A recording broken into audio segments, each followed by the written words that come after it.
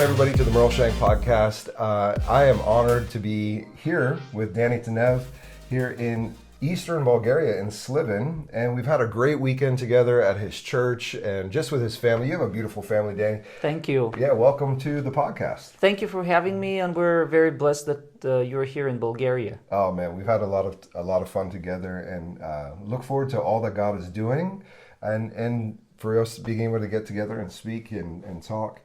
And we just want to go and kind of jump into your story. Give us a little bit of background about what you love, who you are, what you're busy with. Yes, I'm married, have 4 kids. Yeah. I've always been into music since I was 3. This guy is an excellent musician. I just have to say, it's amazing. Thank you. So I've been involved in worship pretty much my whole life. Okay. I'm married, have 4 kids. Mm-hmm. We are leading a church here in Sliven, and actually we are leading the Dove movement in Bulgaria. And also we are very involved in marriage ministry. We have an online show that is also on TV talking about marriage and relationships. Wow. And so we stay pretty busy. Yeah, sure. Tell me, so you're a pastor, you're the lead pastor, you're leading the church, but you also have this online show. Talk to me about that, because I mean, I know a little bit about it, mm-hmm. But how many years have you been doing this? It's been already 9 years since we started. Wow. And it was, I never thought I would do that. Yeah. But when I was a teenager, I heard a father telling his daughter, because his daughter went and asked him, how do I get a good family one day? And he said, you have to start preparing now. So that hit me, and I started reading books as a teenager, even on marriage counseling. And I was interested. Wow. So through these years, I talked to people, I listened to conversations and read, and I learned a lot of principles that then I applied in my relationship with Nora, my wife, and then when we got married.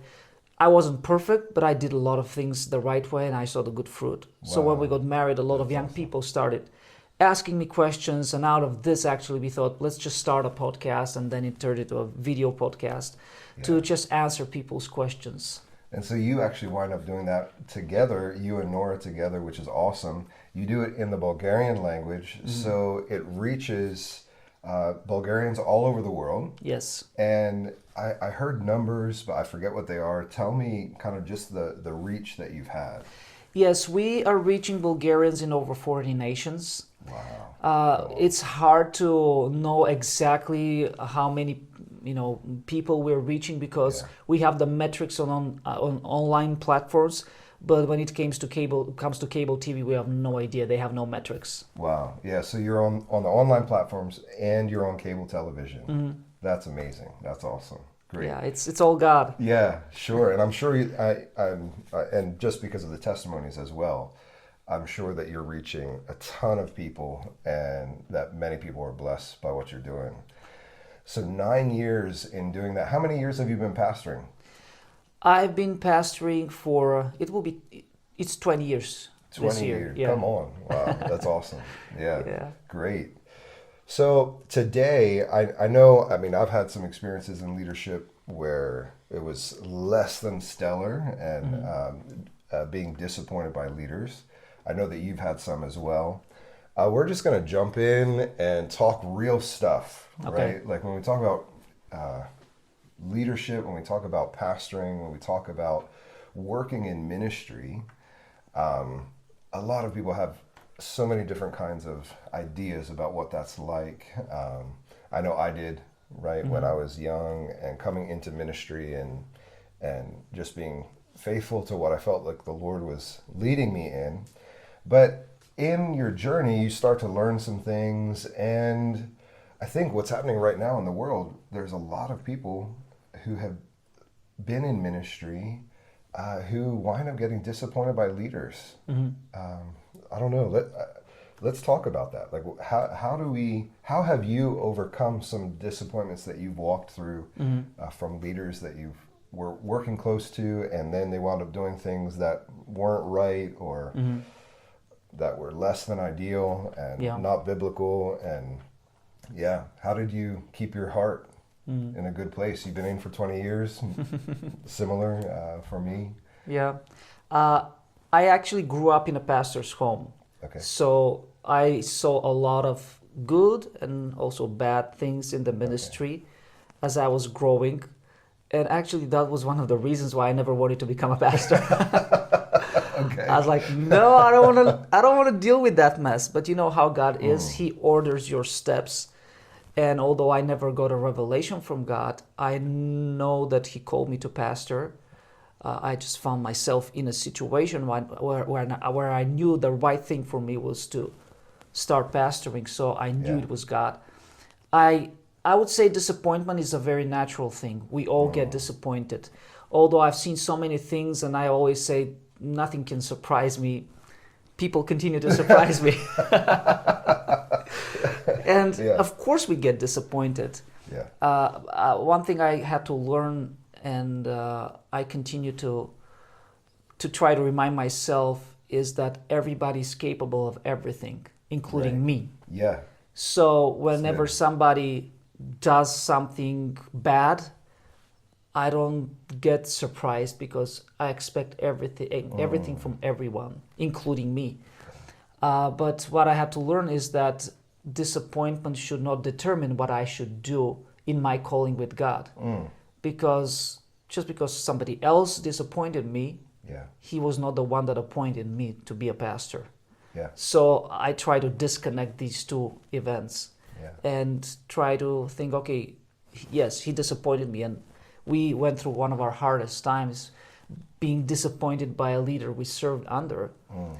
But again, he's just a servant of God. My master is God. So my ministry is not determined by a person, but by your employer, God. Yeah, that's really good. I think, people are people, just like what you said, right?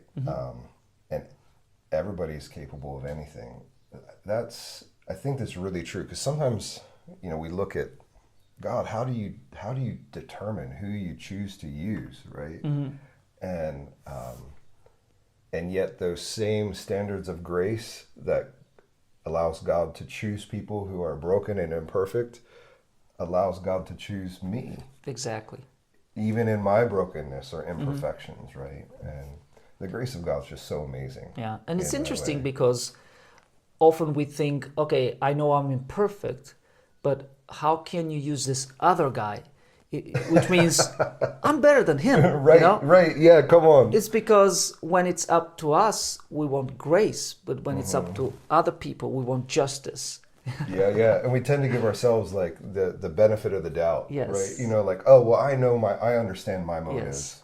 I know, what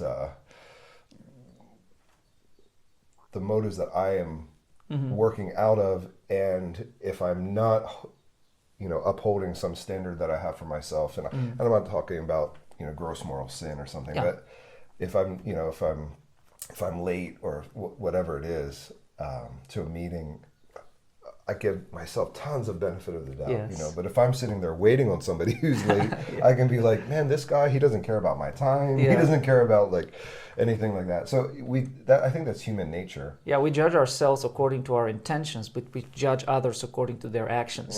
So good. Yeah, that's true. I was telling some of my staff the other day, like we pastoral people on our team, I said, as leaders, we wind up seeing people in the best times in their life, their weddings, child dedications, that kind of thing. And we also wind up seeing people at their worst.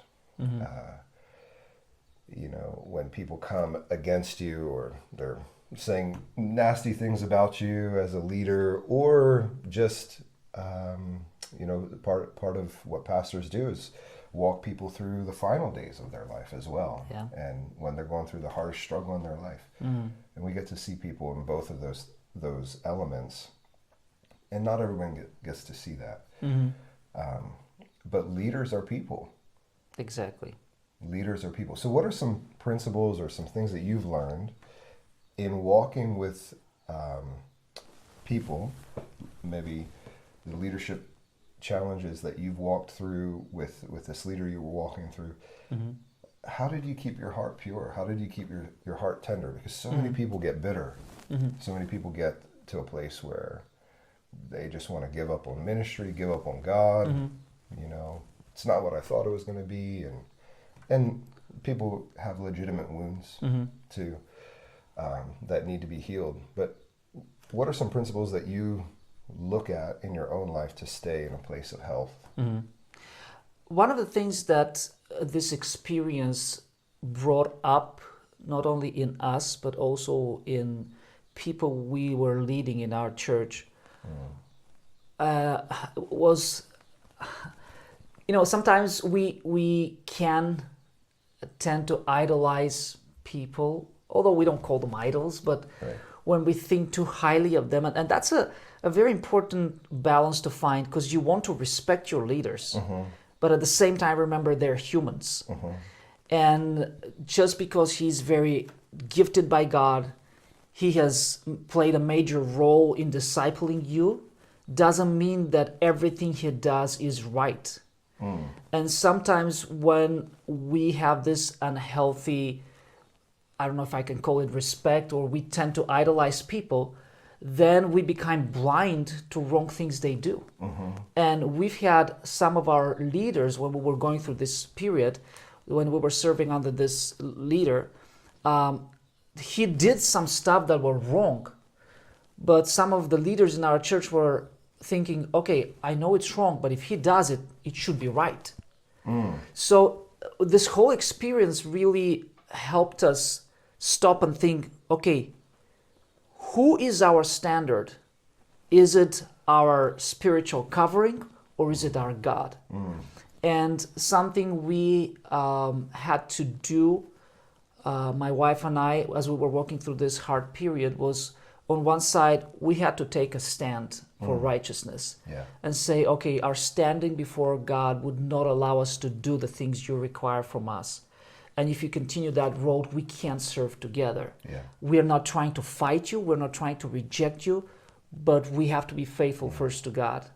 And then on the other side, we had to decide that we will not fight for power, because, I never became a pastor because I wanted power. I never wanted to be a pastor. I said, I'm just here because of obedience to God.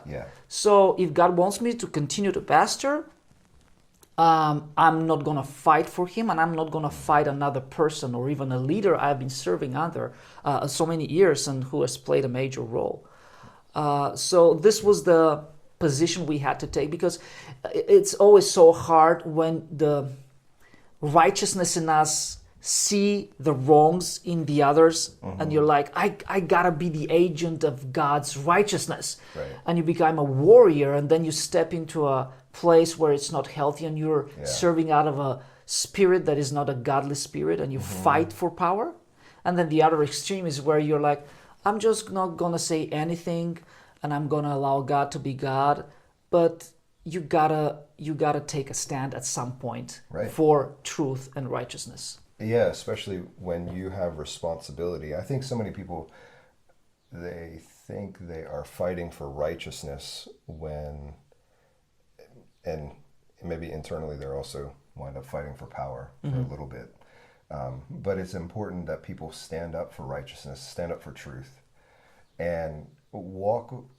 What is it that you think causes? How do you walk that line, I guess, where someone's fallible, they're human, right? Which means that they can make mistakes, yet we have the standard of perfection, who is Jesus, and you're walking with someone like that. Let's talk about that a little bit, because we walk in the tension of relationships with real people who have real brokenness in their life. What is it that lets us know, hey, this person is safe to walk with? There is, from your perspective, from your we are all broken, right? But some people are much more broken than others, right? And to me, the line is, whenever your brokenness starts destroying, that is a place where you have to put a standard, take a stand and say, we can't do that in that way. You got to get help, especially when it crosses moral boundaries. On the other side, everybody's struggling with all kinds of stuff, So as long as somebody's honest about his struggles, and we're not talking about sin here, but he has the right accountability, and you see that he is striving to change and to growth, yeah, we can walk together. We're all growing. We're all on the road to growth and to God. Yeah. So this is where I would say I draw the line, although it has all kinds of shades of gray, and that's why we need the wisdom of God and the counsel of wise people around us. Right. But also through that whole process, another principle that always led me was, what is the right thing to do? Mm-hmm. What is the right thing to do? Not, okay, what are the consequences going to be? So I got to control the consequences. Because in the beginning, I tried that. I tried to control so that when things started going south, I was like, we got to preserve the church. We got to preserve the people. Nobody should know about this. And at one point, it's like water is leaking from here and you're closing this gap, but then it starts leaking and you can't close all the gaps. Right. So you have to stop trying to control the outcome. At one point, you have to trust God and say, okay, I have to do what I know God wants me to do and what is right, what is righteous, what is pure, and then trust God for the outcome, because after all, this is His church. These are His people. I'm just a steward. Yeah. And when you do that, it releases you from the strive to fight or to fix people or to control people. And it was, so touching, because as things were happening, there were some conversations we had to be involved in. We had to talk to some leaders. You can't be dishonest with the people you've led for so many years. Right. Sure. But then there were some other leaders who we even didn't have the chance to talk. And there were so many things happening in the background, but this other leader was doing, we had no idea of. And today I say, if I knew what he was doing and the things he was telling the people, I would have given up on day one. Oh no, yeah. Because I would be like, I got no chance. He's had months in advance to do all these things that I have no clue about. But I didn't know them, and I wasn't trying to find them. I wasn't digging. So the way things ended up was he stepped back, and it was a surprise for me as well. But months later, some of those leaders I had never had the chance to talk to came to me, and they told me what actually was happening behind the scenes. And then they told me how God opened their eyes to see the truth. Wow. Yeah. And I really saw how God was fighting for us. We weren't even trying to. God was fighting for us. I even began to cry because I was like, Lord, you were fighting for us. We didn't even have to fight. You were doing it behind the scenes. And it's so much better when you don't try to be the minister of justice. Yeah, and to have the blood on your hands, if I can say. Yeah. You just let God be God and you trust Him. Yeah. Isn't that what David did with Saul? Exactly. Yeah. Let God sort it out. Didn't run from the truth, right? Didn't hide the truth. Yeah. Saul was after him, right? But yeah, he was righteous and integral in his own dealings with that. How did you keep your own heart through all of this, from becoming bitter, from becoming jaded, resentful? How did you keep that, or how did God keep you in that sense? I think it was a variety of things. First, this is the basic teachings of Christianity: forgiving, letting go of bitterness. I mean, this is the ABC of Christian life. Right. If we can't do that, we're in a bad shape. And it is hard. It is very hard. But we got to be able to do it. Also, I saw the bad fruit of bitterness and unforgiveness, and I didn't want to be there. Yeah. I didn't want to have that life. I preferred to leave and go away and do something else than to be bitter. And also walking with spiritual parents was just invaluable. It was amazing. Because they were like a check for us. We would almost be on the phone with them every day, because every day was happening something new was happening. Or like, this is what's happening. We are thinking about responding in that way. What do you think about that? And most of the times they even didn't tell us what to do. Sure. But they were our check. Okay, are we doing the right thing? Do you think our heart is on the right place? Do you see anything in us that you are concerned about? And their affirmation was giving us a lot of freedom and peace that we are walking in the right spirit. Yeah. And that was one of their major role, and also one of their major advice to us is don't respond with the same spirit, because you can't fight that spirit of bitterness and of control with the same spirit. Yeah. Because if you try, it's going to end up really ugly for everybody. So you didn't go through this whole season alone. Oh no, we didn't. Yeah. Wow. So you had mentors, you had people speaking into your life, helping you walk through that, which I think is a real key. Yeah. Right? Because when you walk through something like this, it's very natural for you to think at some point, am I actually wrong? Do I see the situation correctly?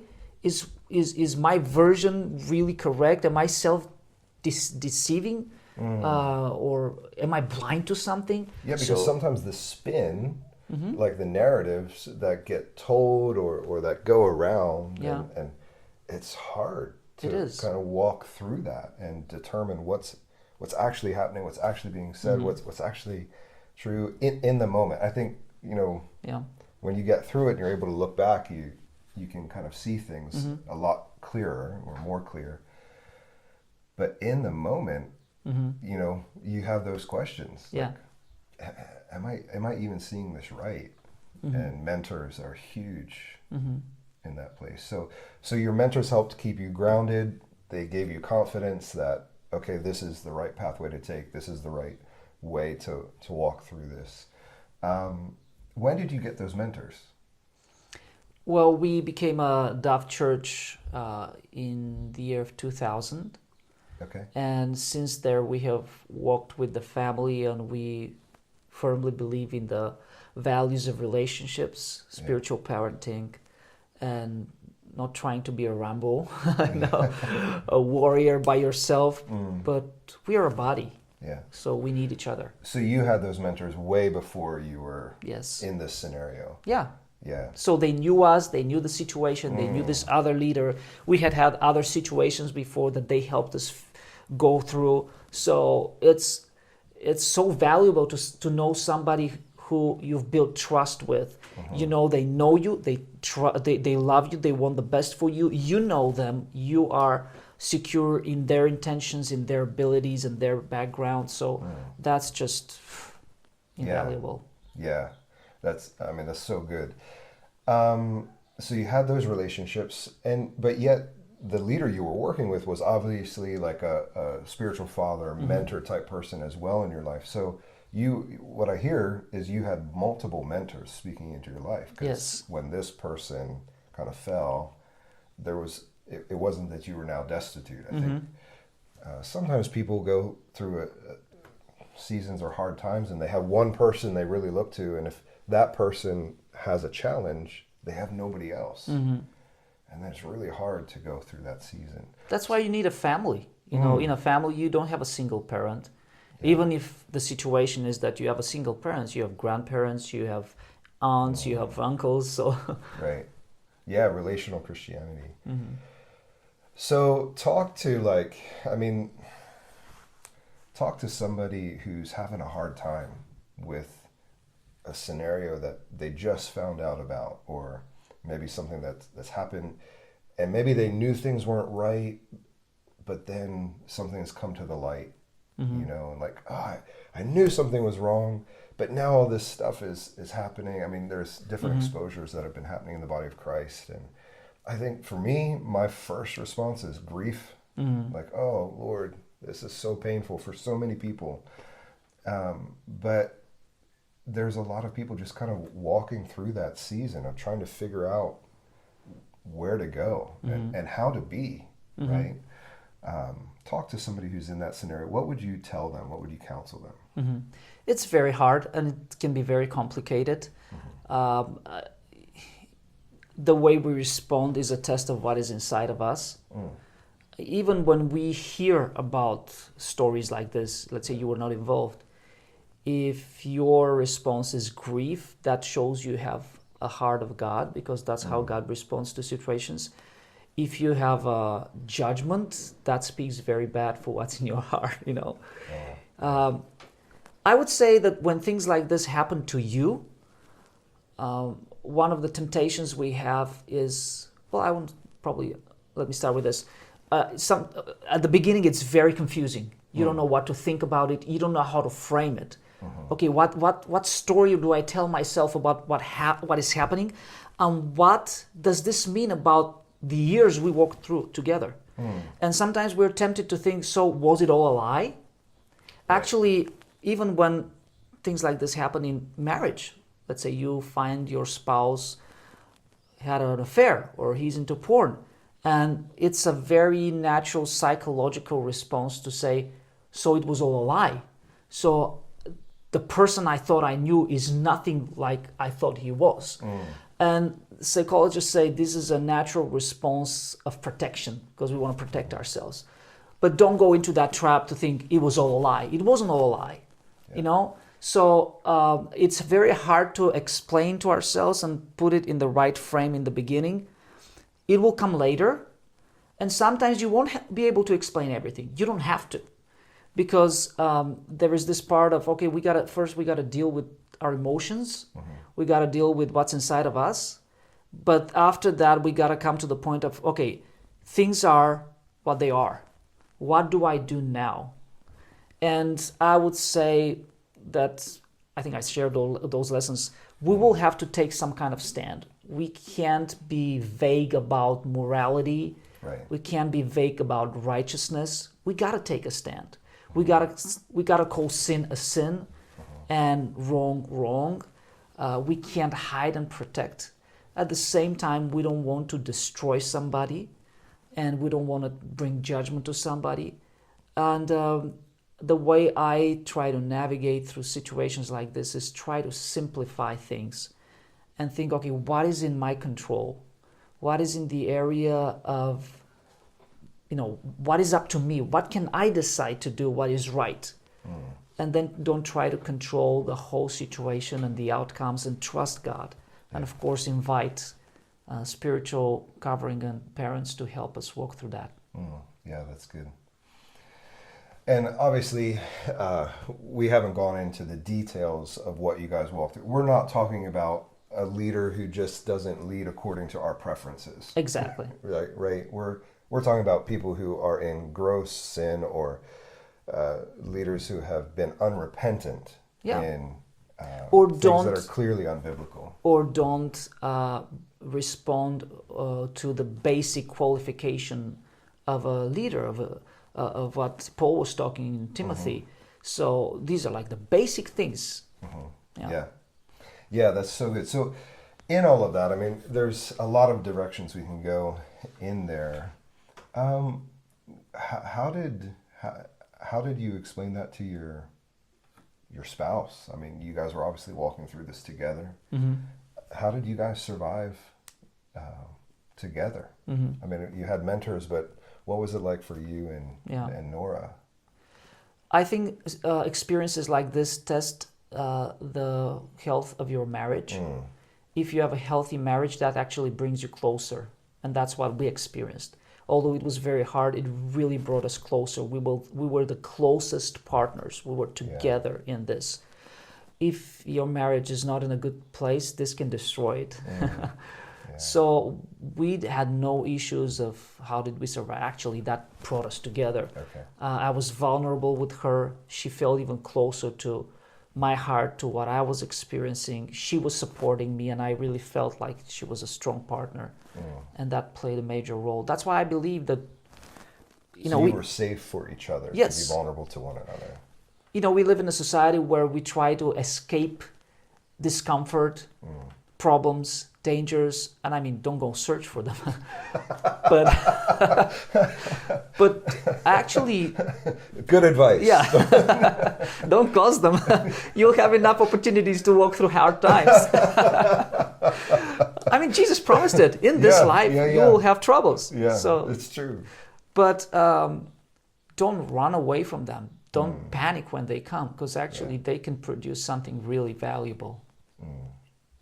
That's so good.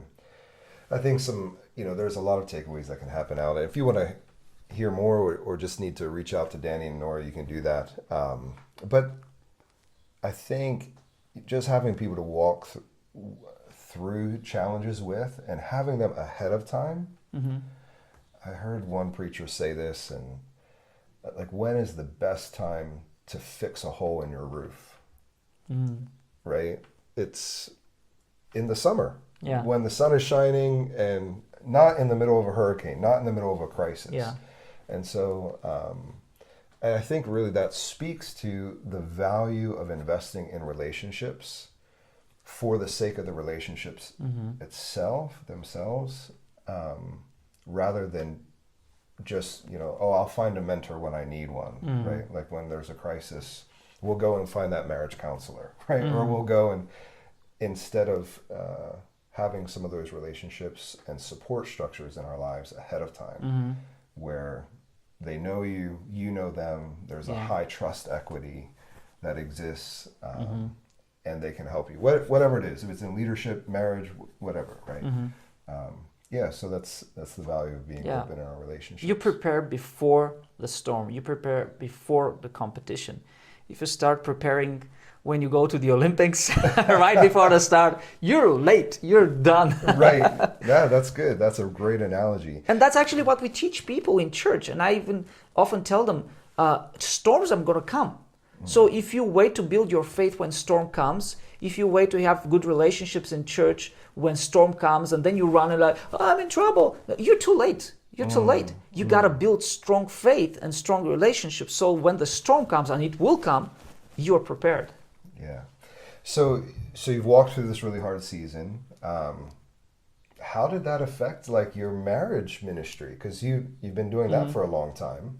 Yeah. And so you have, because this happened in the realm of the church. Yeah.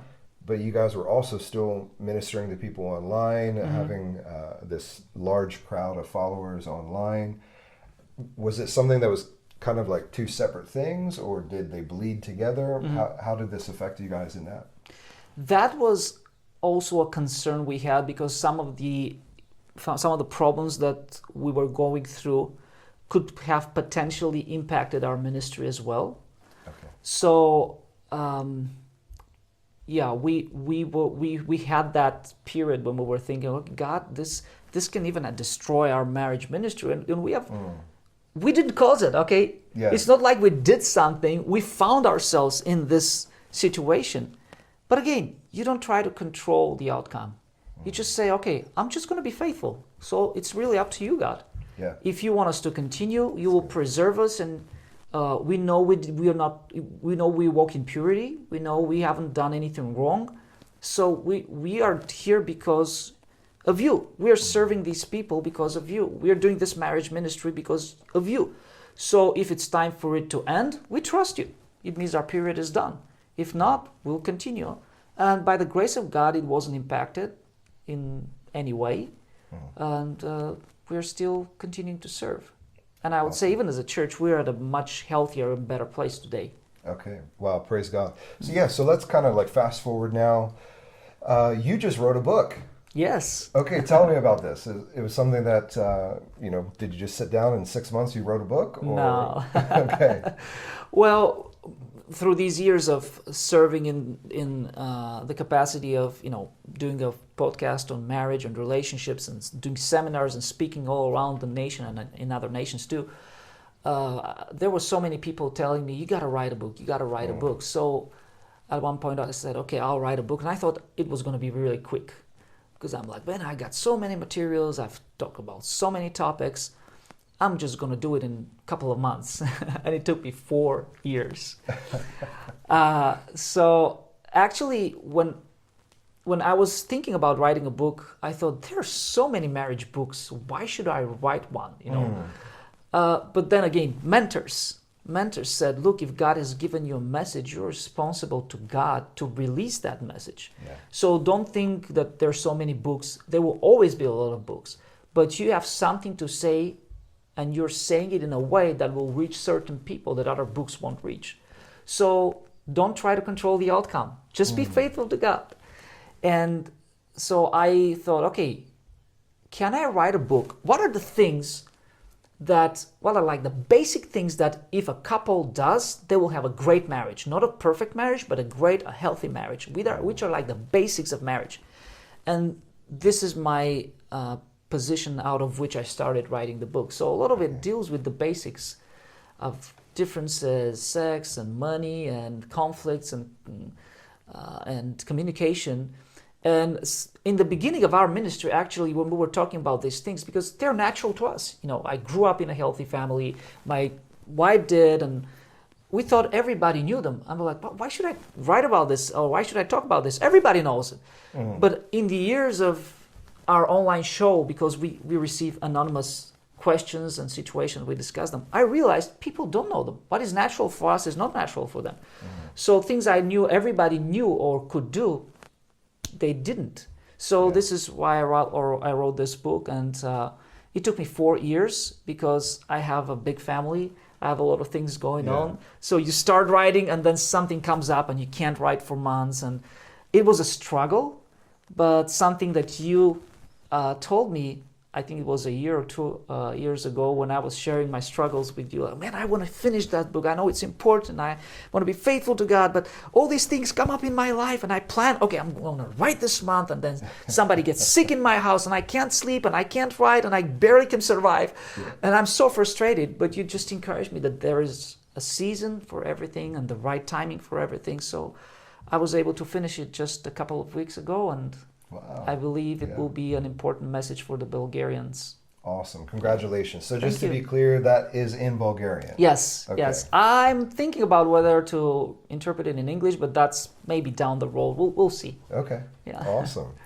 Great. Wow. That's congratulations. Thank you. That's a huge milestone. Is this your first book? No, that's my second book. Actually, the first book I wrote, it was in English. It's a revelation God gave me on Psalm 23. Actually, people can go on Amazon and find it. It's called Psalm 23, the Bible Live, because I believe that when people read this book, the psalm will become alive for them. I took this like people go live on Facebook, on Instagram, that idea. So I just wanted this book to be like you're going live in the Word of God and it becomes alive for you. Oh, awesome. Yeah. Good. All right. So Amazon.com, right? That's where we can get it. And then just what are you excited for in this season? Like what are you excited for what God's doing? What are you passionate about? You just finished your book. Have you released it yet? On marriage, the book on marriage? No, it will be released in the autumn. Okay. Yeah. All right. Good. Yeah. So tell me, what's God doing? What are you excited for in this season? My wife and I are really excited, and it's a passion for us to see healthy families. Because healthy families are the foundation of a healthy society. And it's interesting to see this way in society towards marriage. I don't know how exactly it was in the United States, but in Bulgaria, 20 years ago, the mainstream narrative was marriage is just a paper. It's nothing.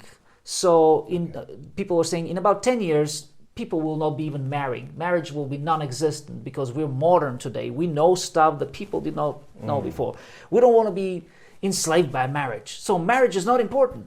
And as Christians, we were fighting for the importance of marriage. Now, 15 years later, marriage becomes so important that people with different, sexuality, they want their relationships to be instituted by marriage, and they want to redefine marriage. And we're like, wait a second, marriage was not important. You said it will be gone, and now it's so important. Why is it so important? So there's always this attack on marriage, trying to destroy it or trying to redefine it or trying to tell people all kinds of crazy stuff.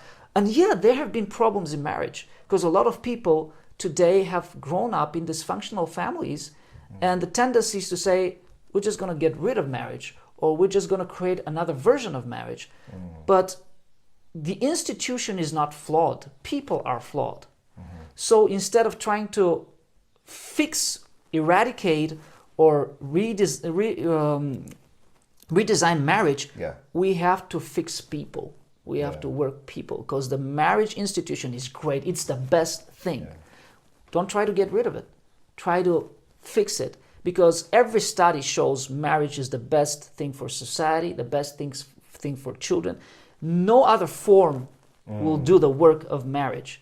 Yeah. So instead of us, yes, there are problems in marriage, but let's fix them. Let's work and let's make it better.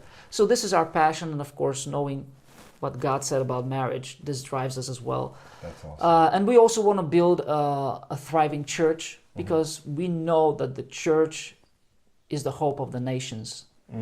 God works mainly through churches. Yeah. So we need strong local churches to impact people's lives with the gospel of Christ.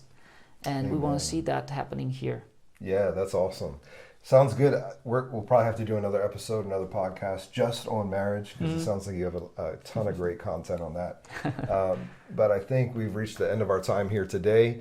So thank you, Danny, for being on here. Thank you. Yeah. Thank you for having me. It's a privilege for me. God bless you and Nora, and it's great to have just some time with you and to share your heart. One of the things I've heard you say multiple times in this podcast is don't try to control the outcomes. Yeah.